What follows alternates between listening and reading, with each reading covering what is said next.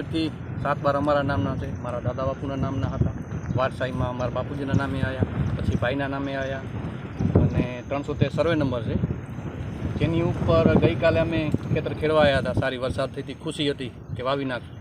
પણ અસામાજિક તત્વો કે જે અમારા વડીલોની જમીન હોવા છતાં આ લોકો ખોટો દબાણ કરે છે અને પચાવી પાડવાનો કોશિશ કરી રહ્યા છે.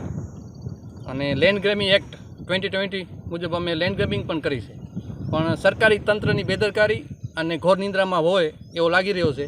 છેલ્લા 12 મહિના થયા તેમ છતાં કાંઈ પણ નિર્ણય આવ્યો નથી. અને ટોટલ જમીનના આજ દી સુધીના record on survey revenue record અમારા વડીલોની છે.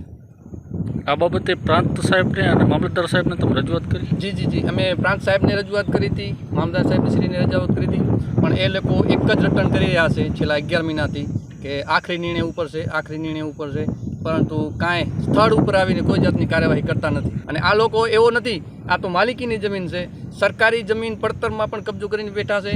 અને અમારા ગામની ગૌચર જમીન જે રહી, જેની અંદર અમારા ભાઈ શિવભા છેલ્લા 6 વર્ષથી લડી રહ્યા છે, એ લોકોને રજૂઆત છે.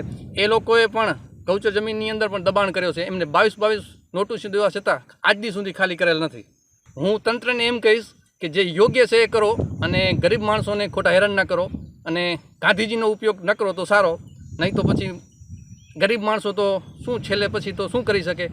અને પ્રજાને એમ કહું છું કે જાગો અને તમારા હકની, તમારા માલિકીની જમીન ઉપર તમે રહ્યો.